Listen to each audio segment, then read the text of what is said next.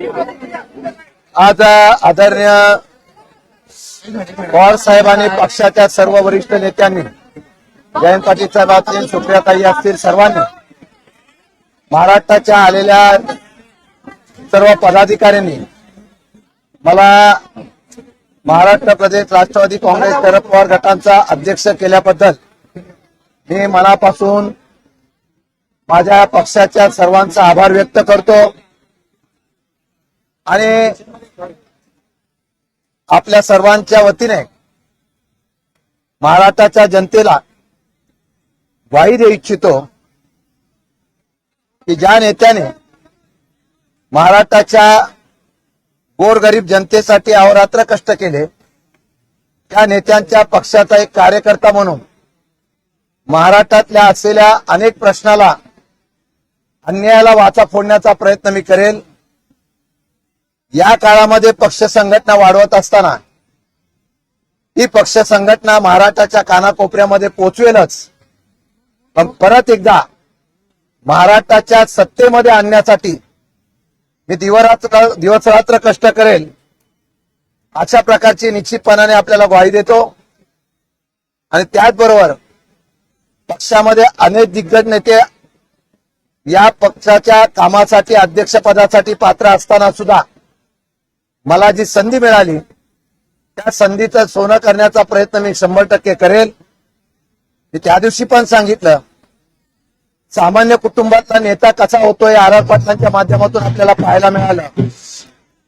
अशा पद्धतीचं काम करून सर्वसामान्य माणसाच्या, जनतेच्या प्रश्नासाठी, शासनाच्या आणि सरकारच्या चुकीच्या धोरणाच्या विरोधात या महाराष्ट्रामध्ये अनेक प्रश्न आता आहेत, त्याच्या विरोधात आवाज का उठवेल, वेळ पडली तर रस्त्यावर उतरून या सरकारच्या विरोधामध्ये महाराष्ट्राच्या जनतेची जागृती करेल, अशा प्रकारची ग्वाही आपल्या चॅनलच्या माध्यमातून मी देऊ इच्छितो।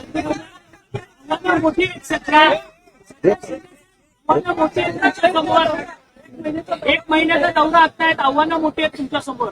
निश्चितपणाने पूर्वीच्या राजकारणाची आणि आत्ताच्या राजकारणाची ही पद्धत वेगळी आहे।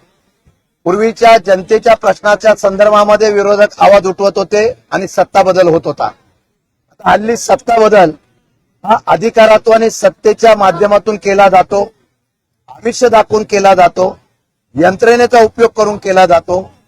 या माध्यमातलं हे पहिलं आव्हान आहे की या असलेल्या सर्व बदललेल्या सिस्टीमला लोकांमध्ये जागृती करून या असलेल्या सर्वसामान्य जनतेच्या अनेक प्रश्नाच्या माध्यमातून जागृती करण्याचा मी प्रयत्न करेल। एक महिनाभरामध्ये पक्षाने जी जबाबदारी दिलेली आहे, ती पक्षाची जबाबदारी पार पडत असताना, राज्याच्या असलेला दौरा करत असताना पक्ष संघटना मजबूत करण्याचा प्रयत्न मी करेल आणि चांगल्या प्रकारच्या नवीन नवीन लोकांना सुद्धा, ज्यांना राजकारणामध्ये एक आपल्या चांगल्या प्रकारची समाजसेवा करण्याची इच्छा आहे, अशा तरुणांना सुद्धा बरोबर घेऊन, वेगवेगळ्या समाजाच्या, वेगवेगळ्या धर्माच्या लोकांना बरोबर घेऊन मी पक्ष संघटना मजबूत तर करेलच, परंतु महाराष्ट्रामध्ये ज्यावेळेला पक्षाची उभारणी करायची असेल त्यावेळेला आपल्याला पाहायला मिळेल की 1 महिन्याच्या कालावधीमध्ये सगळा दौरा झाल्यानंतर राष्ट्रवादी काँग्रेस पक्ष हा पक्ष मजबूतीने संघटना म्हणून उभा करण्याचा निश्चितपणाने यश येईल।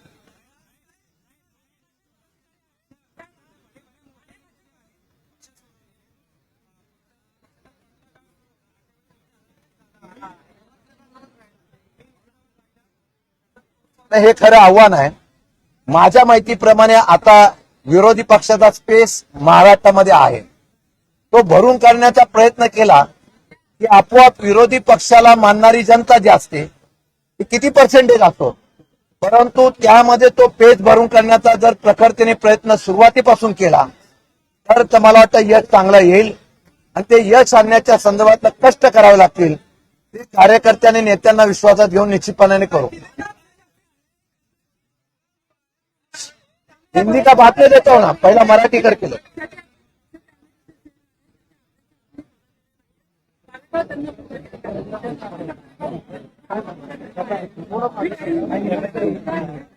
मी पहिल्या प्रथम सांगितलेलं आहे मी पक्षाच्या असलेल्या प्रत्येक सेलची बैठक घेणार आहे आणि प्रत्येक सेलची बैठक घेऊन प्रत्येकाशी मी फेस टू फेस चर्चा करणार आहे आणि फेस टू फेस चर्चा करून कार्यक्षमता आणि बाकीच्या सगळ्यांना बरोबर घेऊन नवीन लोकांना पण संधी देऊन यामध्ये आपण 100% चांगल्या प्रकारचं सेल प्रत्येक सेल उभा करण्याचा मी प्रयत्न करणार आहे.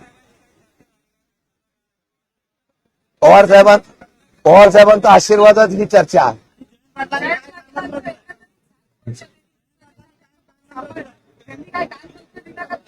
मी एकच सांगू इच्छितो की आज ज्या काय अफवा उठतात, मगाशी जयंत पाटलांचं भाषण आपण सगळ्यांनी बघितलं असेल.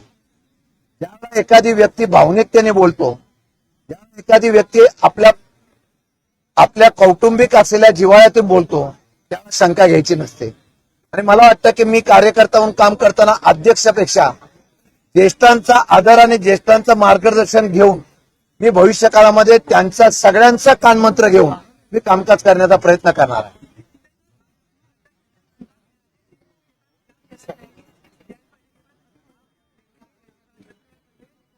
आज जो है ये जो मुझे जिम्मेदारी मिली है, मैं मेरा सौभाग्य समझता हूँ कि महाराष्ट्र के एक दिग्गज नेतृत्व के आदरणीय पवार साहब के नेतृत्व में जो मेरी पार्टी चलती है उसका मुझे प्रेसिडेंट बना गया.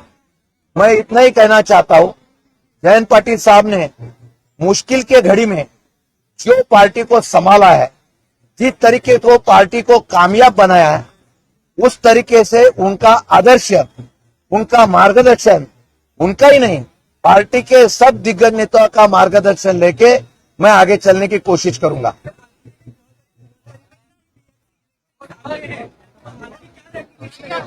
देखो, चुनाव का बात अलग है. पहले पार्टी खड़ा करना बहुत एक चैलेंज है. पार्टी खड़ा रहने के बाद हम लोग चुनाव में जाते हैं. मुझे पहले पार्टी तैयार करने के लिए कोशिश करनी पड़ेगी. चुनाव जो है वो आने वाले चुनाव में क्या करना है वो पार्टी के नेता हम लोग तय करेंगे, लेकिन चुनाव में कामयाब होने के लिए 2 महीना काफी है. 2 महीने में अगर हम लोग पार्टी को उस चुनाव क्षेत्र में प्रखर अपोजिशन लीडर अगर मैं बना सकता हूं तो मेरी वो कामयाबी होगी. नहीं, अभी पवार साहब का मार्गदर्शन ही हमारी प्रेरणा है. पवार साहब ने कुछ बताने से पहले हम पहले कोशिश करेंगे और पवार साहब का तो मार्गदर्शन हम रोज ही लेंगे.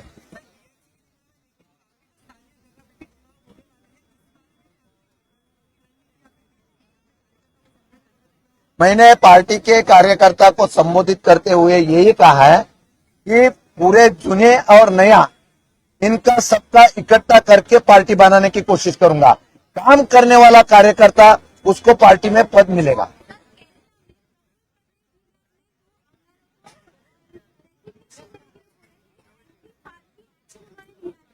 मीन्स क्या?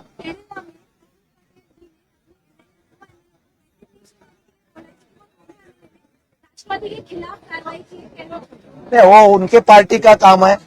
मैं उस बारे में क्यों बोलूं? वो मेरे पार्टी का होगा तो मैं बात करता हूँ. पार्टी के एमएलए से वहां कर दो. आपके पार्टी की तो नहीं, वो देखो, अभी ये तो लीगली फाइट चालू है, वो कोर्ट में चालू है. कोर्ट तय करेगा.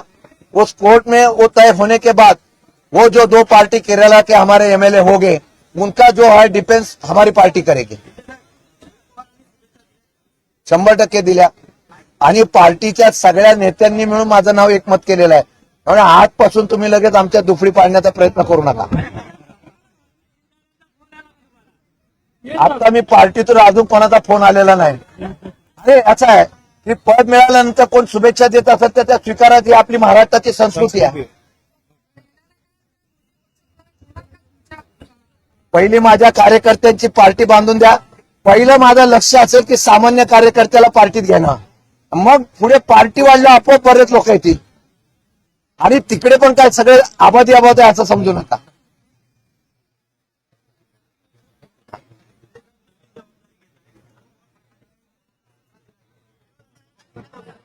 पवार साहेबांचा सल्ला एवढाच आहे की मी ज्यावेळेला मुख्यमंत्री होतो, बाहेर गेल्यानंतर बरेच लोक मला सोडून गेले होते. परत मी पार्टी बांधली आणि परत सत्तेत आलो. हाच सल्ला मला आहे. त्याप्रमाणे आता गेल्यानंतर सुद्धा मी पार्टी माझी बांधायची, उभी करायची आणि मजबूतीने परत सत्तेत आणायचं हे समीकरण माझं पवार साहेबांच्या माध्यमातून माझा अभिमान आहे. मी तुम्हाला खरं सांगतो की पक्ष सोडण्याच्या बाबतीमधला अनेक प्रलोभने येत असतात. कार्यकर्त्यांचा सत्तेमध्ये जाण्याचा आग्रह सुद्धा असतो. पण ज्यावेळेला आपण काही असे निर्णय घेतो की त्या निर्णयाचा परिणाम आज आम्हाला त्याचं फळ मिळतं. मी एका सामान्य कार्यकर्त्याच्यामुळे मी पवार साहेबांच्यामुळे इथपर्यंत आलो. मी माझं भाग्य समजतो. मी एवढंच सांगतो, मंत्रिपदापेक्षा मला पवार साहेबांच्या पक्षाचं मला नेतृत्व करण्याची संधी मिळालं हेच मोठं आहे. अंजली दमाने यांनी पत्रकार परिषदेत अमित शेख मनसे कार्यकर्त्यांच्या प्रकरण जे ते समोर आणलं. अजित पवारांची राष्ट्रवादी